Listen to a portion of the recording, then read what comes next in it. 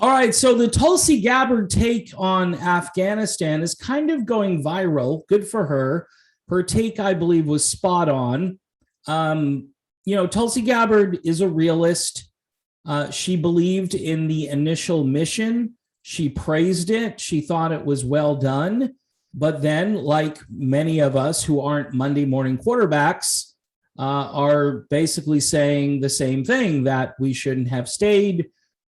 We did stay, and we stayed way too long. I mean, 20 years is way too long. Okay.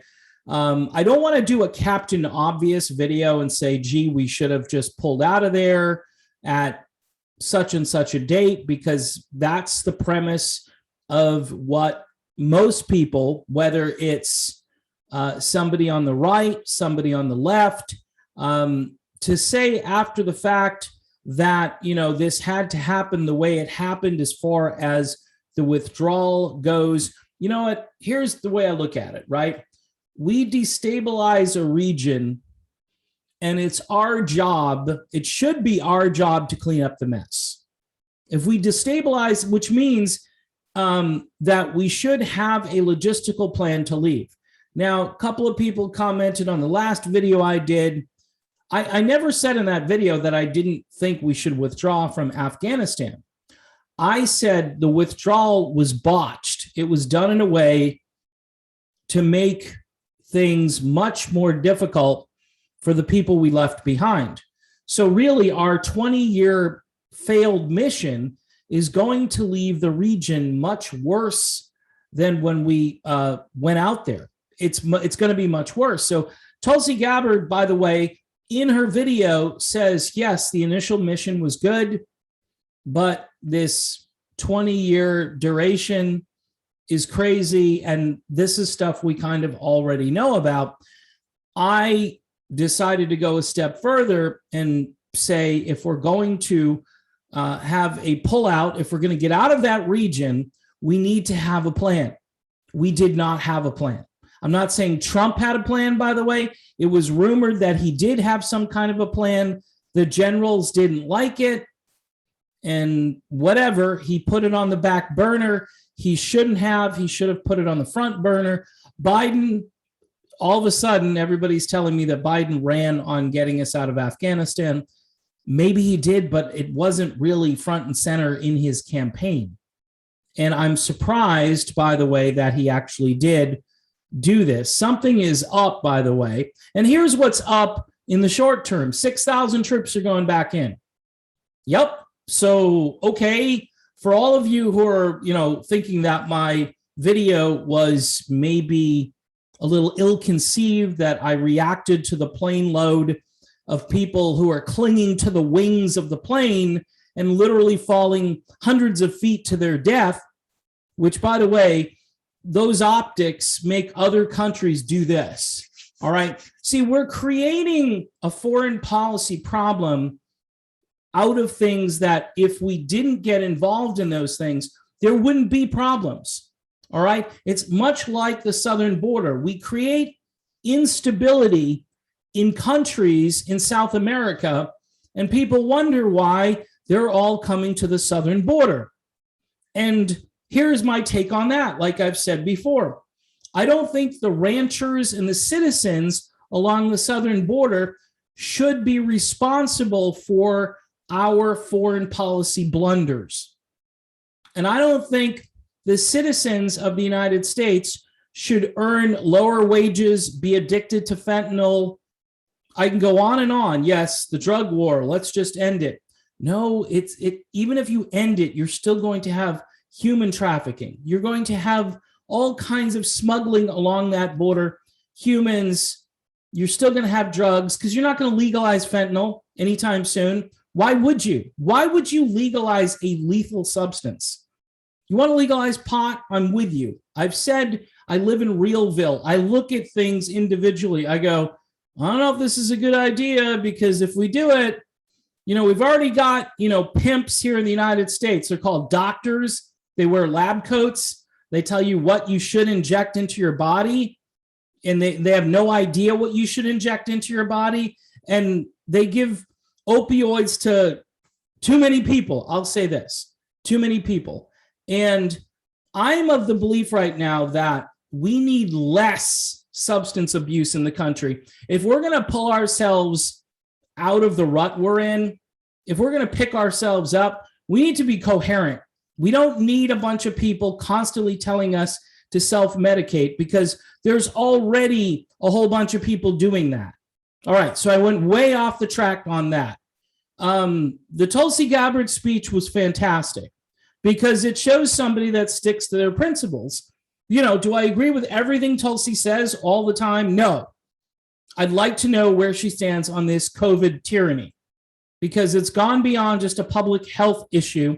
It's kids can't breathe in schools. It's nobody is reporting on any of the adverse reactions. Nobody. That isn't informed consent. And if you don't have informed consent, then you can't make decisions for yourself or your family. You can't do it. Okay. Doctors are just following a flow chart.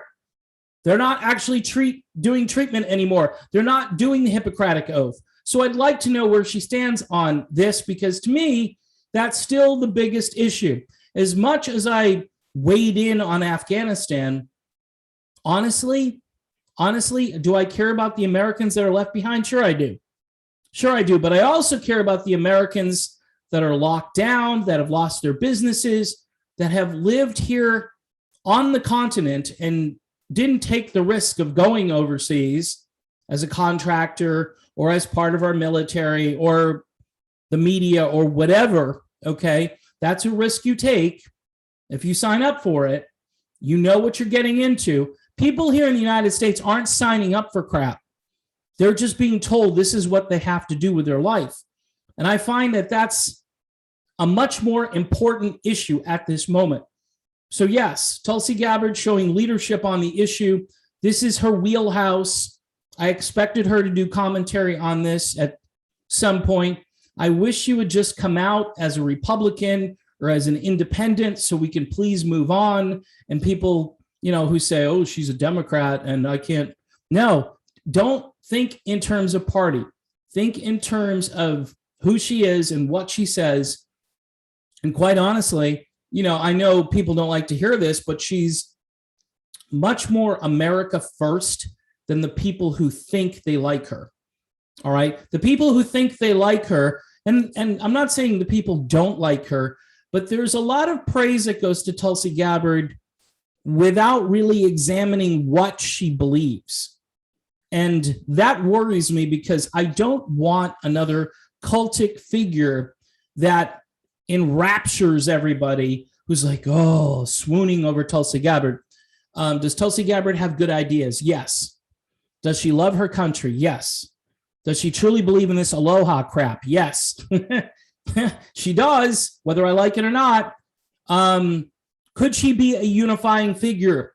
Yes. Will the media allow her 2 seconds? No. That's why she's on Rumble now, by the way. A lot of people criticized her. Oh, that's a right wing. Who cares what wing it is? She has a wing. She has a bully pulpit. You know, who's to say she's going to get out on YouTube? Eventually, this thing could just shut everyone down who has got a different, slightly different opinion than what they want you to hear. And she's making a statement. She's saying, these people over here, I trust more than these other people over here. They're not banning TYT, by the way, from YouTube. All right. Just so you know where Tulsi's coming from, that this is the channel that gets, you know, full reign on YouTube. And, you know, they've got their own platform. You can get them on Roku and you can just stream it and blah, blah, blah. See, this is what I'm talking about. When it comes to hearing other opinions, you can't have informed consent about the war, about our foreign policy, which is the same thing, basically, the war and the foreign policy, because we're always at war. It's really just who we're at war with. The stuff when it comes to COVID, no, we don't have informed consent on that. How do we have informed consent on COVID? If you're only hearing one thing all day and you press a button and someone says, no, you can't press that button, we're going to delete you. Tulsi Gabbard needs to weigh in on that issue, especially, because there are fights at school boards right now. By the way, you need to bring it back local. All right. As much as I care about Afghanistan, I care far more about what's going on at the school board, the town council, what my sheriff is up to. Are we going to have freedom in this country, or are we going to have tyranny? And it's up to us to get together locally to prevent the tyranny. I mean, it's fun to pontificate about, should we have pulled out of Afghanistan on this date or that date? And I've weighed in and I've said the pullout was a debacle. It was a debacle. All right. And anybody who is invested in this issue at all should look at the humanitarian carnage that we caused and we're going to continue to cause because of that. Does it mean we don't do it? No. Does it mean we should have done it differently? Yes. And that's what my last video was about. Tulsi Gabbard really didn't weigh in on the humanitarian crisis, but she's a humanitarian type person. She cares. I'm sure she's just scratching her head going, we shouldn't have ever done this, but right now we need to try to fix the problem. And for you who think, oh, Biden is doing such an awesome thing here, he's not. He's asleep at the wheel. He's not even doing any of this. I think there's an ulterior motive. Basically, there are rare earth minerals in Afghanistan that China wants. Now, you may think, oh, gee, what's this? You're just doing the China conspiracy thing? Yeah, I kind of looking at the world stage right now, I think China has a lot of interest in those rare earth minerals. All right. Trump used to always say, get the oil, get this, get that. China wants this because it makes pretty much the entire world's components for everything, and they need rare earth minerals to do that.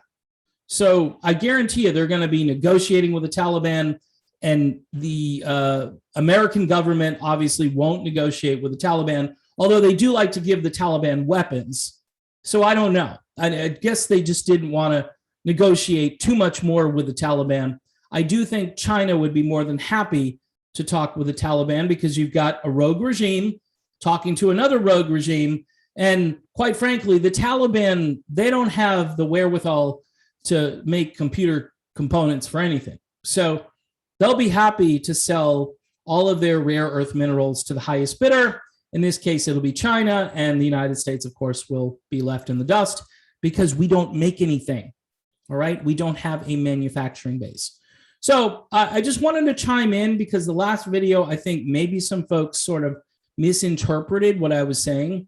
It was a complete debacle pulling out of Afghanistan. And yes, I agree. There's really no great way to do it. But I bet you there was a better way than the way Joe Biden did it. Just throwing that in there. I mean, you can disagree. That's fine. You've got a right to disagree. It's a free country, at least for now.